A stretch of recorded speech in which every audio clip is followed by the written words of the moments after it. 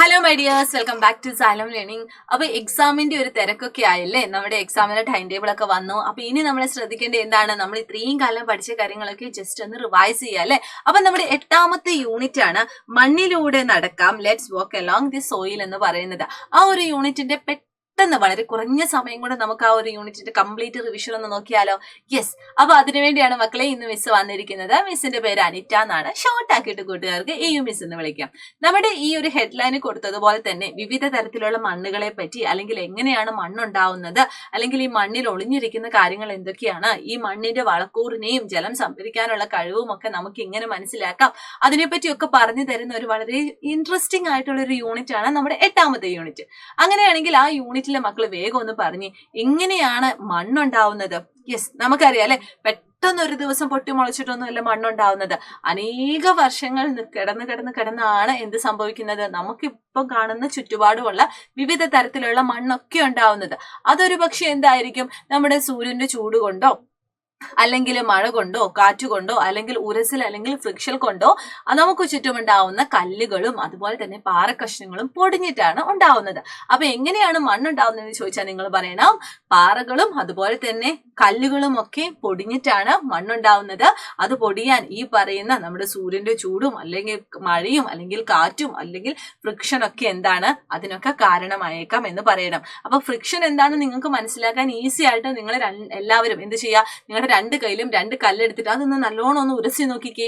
ആ കല്ല് തമ്മിൽ ഇങ്ങനെ ഉരസി നോക്കുമ്പോൾ നമുക്ക് എന്ത് കാണാൻ പറ്റും, മണ്ണ് എങ്ങനെയാണ് ഉണ്ടാവുന്നതെന്ന് കാണാൻ പറ്റൂലേ. പിന്നെ ആ കല്ല് ഇങ്ങനെ മണ്ണായിട്ട് മാറുന്നത് നമുക്ക് കാണാൻ പറ്റും. അപ്പൊ ഈ 4 പോയിന്റ് കൂട്ടുകാർ ഓർത്ത് വെക്കുക കേട്ടോ. ഇനി എന്തൊക്കെ തരത്തിലുള്ള മണ്ണുണ്ട്? 5 തരത്തിലുള്ള മണ്ണ് നമ്മൾ പഠിച്ചിരിക്കണം. ഒന്നാമത്തേതാണ് അലുവിയൽ സോയിൽ അഥവാ ഏക്കൽ മണ്ണ് എന്ന് പറയുന്നത്. എന്താണ് ഏക്കൽ മണ്ണ് എന്ന് അറിയാവോ? ഈ മഴയൊക്കെ പെയ്യുന്ന സമയത്ത് ഇങ്ങനെ ഒഴുകി വരുന്ന മേൽമണ്ണ് അടിഞ്ഞുകൂടിയിട്ടാണ് നമ്മുടെ ഏക്കൽ മണ്ണ് ഉണ്ടാവുന്നത്.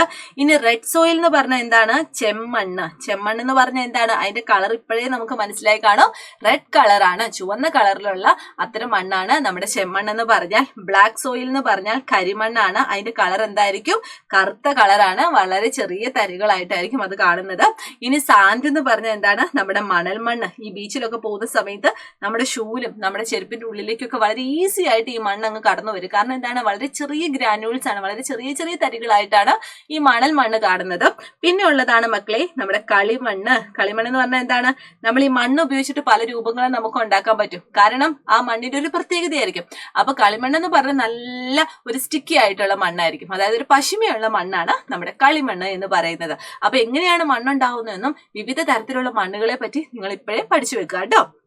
ഓക്കെ, ഇനി ഈ മണ്ണ്, എല്ലാ മണ്ണും ജലം സംഭരിക്കുന്ന ശേഷി ഒരുപോലെയാണോ എന്നും കൂടി നമുക്ക് നോക്കണം. യെസ്, ഒരു ഉദാഹരണം പറയുകയാണെങ്കിൽ എല്ലാ മണ്ണിനും ഇങ്ങനെ ജലം സംഭരിക്കാനുള്ള ശേഷി ഒരുപോലെയാണെങ്കിൽ ഈ മരുഭൂമിയിലൊക്കെ ഇഷ്ടം പോലെ ചെടികൾ ഉണ്ടാവില്ലേ? കാരണം എന്താണ്, ഈ മരുഭൂമിയിലൊന്നും ഒട്ടും ജലമില്ല, അതുകൊണ്ട് അവിടെ എന്തെങ്കിലും ഒരു സസ്യങ്ങളോ അല്ലെങ്കിൽ എന്തെങ്കിലും ഒക്കെയുള്ള ഒരു ചെടി നട്ടാല് അത് പെട്ടെന്ന് വാടിപ്പോവും, ശരിയല്ലേ? അപ്പൊ നമുക്ക് നോക്കാം എല്ലാ മണ്ണിനും ജലം സംഭരിക്കാനുള്ള ശേഷി ഒരുപോലെയാണോ അല്ലയോ എന്ന്. അപ്പൊ അതിനുവേണ്ടി നമ്മൾ എന്ത് ചെയ്തു, ഇതുപോലെ 3 വിവിധ തരത്തിലുള്ള മണ്ണ് നമ്മൾ ചൂസ് ചെയ്തു. ഏതൊക്കെയാണ് നമ്മൾ ചൂസ് ചെയ്തത്? നമ്മുടെ വയലിൽ നിന്ന് എടുത്ത മഡി സോയിൽ, അതായത് ചെളിമണ്ണ് എടുത്തു, പിന്നെ ചെമ്മണ്ണ് റെഡ് സോയിൽ എടുത്തു, പിന്നെ മണൽ മണ്ണ് അല്ലെങ്കിൽ സാൻഡി സോയിൽ എടുത്തു. ഇനി നമ്മൾ എങ്ങനെയാ പരീക്ഷണം ചെയ്യുന്നതെന്ന് അറിയാവോ? ഇവിടെ കാണുന്നില്ലേ നിങ്ങൾ 2 കൂട്ടുകാരെ?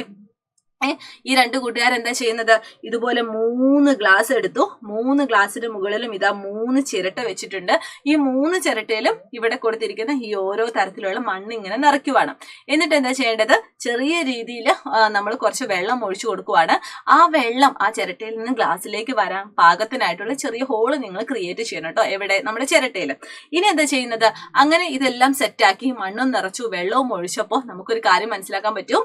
നമ്മുടെ മണൽ മണ്ണില്ലേ, സാൻഡി സോയില്, അതിന്റെ താഴെയുള്ള ഗ്ലാസ്സിലാണ് കൂടുതൽ വെള്ളം നിറഞ്ഞത്. കാരണം എന്താണ്, നമ്മുടെ സാൻഡി സോയിലിന് ജലം സംഭരിക്കാനുള്ള ശേഷി വളരെ കുറവാണ്. അതുകൊണ്ടാണ് കുറേ വെള്ളം പെട്ടെന്ന് തന്നെ ആ ചിരട്ടയിൽ നിന്നും താഴത്തെയുള്ള ഗ്ലാസ്സിലേക്ക് വന്നത്. അതുപോലെ തന്നെ നമ്മുടെ ചെമ്മണ്ണ് നിറച്ച വെള്ളം, അതായത് ജൈവാവശിഷ്ടങ്ങളൊക്കെ അടിഞ്ഞുകൂടിയ നമ്മുടെ ചെമ്മണ്ണിന്റെ താഴെയുള്ള ഗ്ലാസ്സിനാണ് വളരെ കുറഞ്ഞ എമൗണ്ട് ഓഫ് വാട്ടർ കാണാൻ പറ്റുന്നത്. അതിന്റെ അർത്ഥം എന്താണ്, നമ്മുടെ ചെമ്മണ്ണിനാണ് ഈ ജലം സംഭരിക്കാൻ സംഭരിക്കാനുള്ള കഴിവ് ഏറ്റവും കൂടുതൽ എന്ന് മനസ്സിലാക്കണം. അപ്പൊ വേഗം പറഞ്ഞോ, ജലം സംഭരിക്കാനുള്ള കഴിവ് ഏറ്റവും കുറവെന്ന് പറഞ്ഞാൽ നമ്മുടെ മണൽ മണ്ണിനാണ്. ജലം സംഭരിക്കാനുള്ള കഴിവ് ഏറ്റവും കൂടുതൽ എന്ന് പറഞ്ഞാൽ നമ്മുടെ ജൈവാവശിഷ്ടങ്ങളൊക്കെ അടിഞ്ഞുകൂടിയ നമ്മുടെ ചെമ്മണ്ണിനാണ്. ഇനി നമുക്ക് നോക്കാം, കൃഷിക്ക് ഉത്തമമായിട്ടുള്ള മണ്ണ് ഏതാണ്? എന്തായിരിക്കും? ഈ സസ്യങ്ങളൊക്കെ വളരണമെങ്കിൽ എന്ത് വേണം? അവർക്ക് അത്യാവശ്യം ജലവും അത്യാവശ്യം പോഷകഘടകങ്ങളൊക്കെ നൽകുന്ന ആ ഒരു നല്ല വളക്കൂറുള്ളതും അതുപോലെ തന്നെ ജലസംഭരണ ശേഷി കൂടുതലുള്ളതുമായ മണ്ണായിരിക്കണം. അതും കൂട്ടുകാർ ഓർത്ത് വെക്കുക കേട്ടോ. The soil that is fertilise and has a greater capacity to absorb water is the best for cultivation. ജലസംഭരണ ശേഷിയും വളക്കൂറുമുള്ള മണ്ണാണ് നമ്മുടെ കൃഷിക്ക് ഉത്തമം എന്ന് പറയുന്നത്.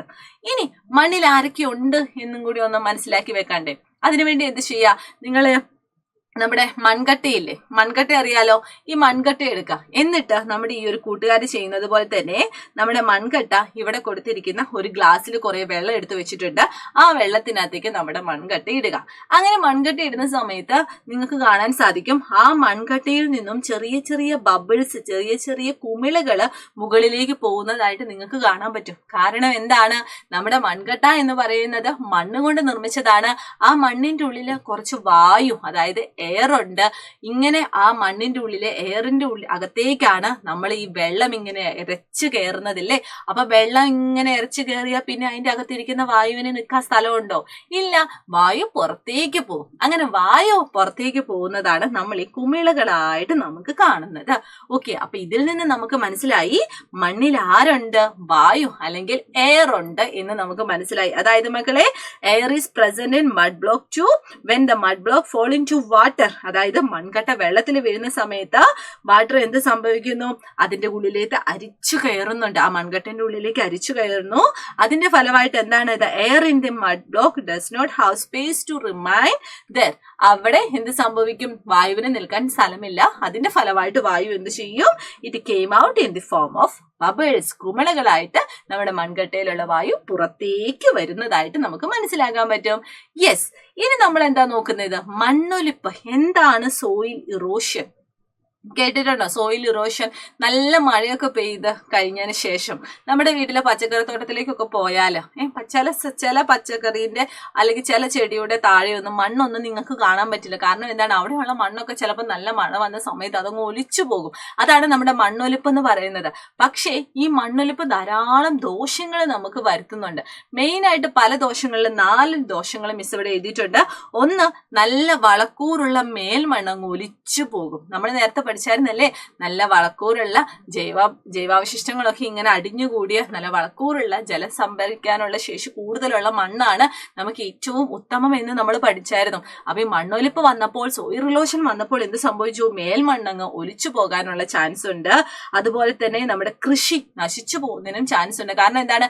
നല്ല മണ്ണൊക്കെ പോയാൽ പിന്നെ കൃഷിയിൽ ചെടികൾക്കൊക്കെ വളരാനുള്ള അത്രയും കപ്പാസിറ്റി ഒന്ന് കുറഞ്ഞു പോകും. അതുപോലെ തന്നെ ചെടികളുടെയും മരങ്ങളുടെയും നാശം, അത് തന്നെയാണ് നമ്മൾ അഗ്രികൾച്ചർ അത് ഡിസ്ട്രോയ് ചെയ്യുന്നു എന്ന് പറഞ്ഞത്. പിന്നെ എന്താണ്? മണ്ണിന്റെ ഫലഭൂയിഷ്ഠത കുറയുന്നു. അതും നിങ്ങൾ ഓർത്തു വെക്കുക. അറ്റ്ലീസ്റ്റ് 4 പോയിന്റ് എങ്കിലും മക്കൾ ഓർത്ത് വെക്കുക. അപ്പൊ ഇങ്ങനെ മണ്ണൊലിപ്പ്, ഇങ്ങനെ ഇതുപോലെ കുറേ ഡിസഡ്വാൻറ്റേജ് ഉണ്ടെങ്കിൽ അത് തടയുക എന്നുള്ളതും എന്താണ്? നമ്മുടെ ഉദ്ദേശമാണ്. അത് തടയുന്നതിന് വേണ്ടിയാണ് നിങ്ങൾ ഈ കാണുന്ന ചിത്രത്തിൽ കാണുന്നത് പോലെ തന്നെ കുന്നിൻ ചെരുവിലൊക്കെയുള്ള കൃഷിയിടങ്ങൾ നമ്മളിങ്ങനെ തട്ടായിട്ട് നമ്മളിങ്ങനെ പരിപാലിക്കും. യെസ്, അത് നിങ്ങൾ ശ്രദ്ധിച്ചിട്ടുണ്ടാവും. കാരണം എന്താണ്? കുന്നിൻ മുകളിൽ നിന്നാണ് ഇങ്ങനെ മഴ പെയ്ത സമയത്ത് ഏറ്റവും മുകളിലെ മണ്ണിങ്ങനെ പെട്ടെന്ന് ഒലിച്ച് താഴോട്ട് പോകാനുള്ള ശേഷി ഉണ്ടാവും അല്ലേ. അപ്പൊ അത് ഒഴിവാക്കുന്നതിന് വേണ്ടി നമ്മൾ എന്ത് ചെയ്യും? ഇവിടെ കാണുന്നത് പോലെ തന്നെ നമ്മൾ തട്ടായിട്ട് തിരിക്കും.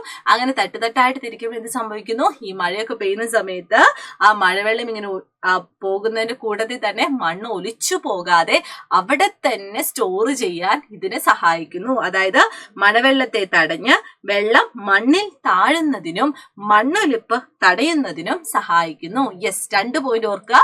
ഒന്ന്, മണ്ണൊലിപ്പ് തടയുന്നതിന് സഹായിക്കുന്നുണ്ട്. അതുപോലെ തന്നെ മണ്ണ് അവിടെ നമ്മുടെ ജലം അവിടെ തന്നെ താഴാനും അത് സഹായിക്കുന്നുണ്ട്. ഓക്കെ, ഇനി അടുത്തതാണ് മണ്ണ് നമ്മൾ മലിനമാക്കുന്ന പല സന്ദർഭങ്ങളുണ്ടല്ലേ. ഇവിടെ ഇപ്പൊ നിങ്ങൾക്ക് 2 ചിത്രം കൊടുക്കാം. എ ഉണ്ട്, ബി ഉണ്ട്. ഇവിടെ എ എന്ന് പറയുന്ന ആ മണ്ണിലെ കുഴിക്കകത്തേക്ക് നമ്മൾ ഇതുപോലെ പ്ലാസ്റ്റിക്കുകളൊക്കെ ഇട്ടു. ബി എന്ന് പറയുന്ന മണ്ണിലെ കുഴിക്കകത്ത് ഇതാ ലീഫിയും അതുപോലെ തന്നെ പഴങ്ങളുടെ പച്ചക്കറികളുടെ വേസ്റ്റ് ഒക്കെ ഇട്ടു. അപ്പൊ ഏത് മണ്ണായിരിക്കും ഏറ്റവും നല്ലത്? കാരണം ബി ആയിരിക്കും. കാരണം എന്താണ്? ഈ പറയുന്ന ഐറ്റംസ് ഒക്കെ മണ്ണിൽ അലിഞ്ഞു ചേരുന്നവയാണ്. അത് മണ്ണിൽ അലിഞ്ഞു ചേർന്നാൽ പിന്നീട് നമ്മുടെ മണ്ണിന് ഫലഭൂഷ്ഠത അല്ലെങ്കിൽ വളക്കൂറ് പ്രദാനം ചെയ്യുന്നുണ്ട്. അതുകൊണ്ട് എന്ത് ചെയ്യുക, ഇങ്ങനെയൊക്കെ സിറ്റുവേഷൻസ് പ്ലാസ്റ്റിക് ഒന്നും മണ്ണിൽ ഇടാതിരിക്കാൻ ശ്രമിക്കുക. കാരണം പ്ലാസ്റ്റിക് ഒക്കെ മണ്ണിൽ ഇടുമ്പോൾ നമ്മുടെ മണ്ണ് എന്താണ്, മലിനമാവുകയാണ് ചെയ്യുന്നത്.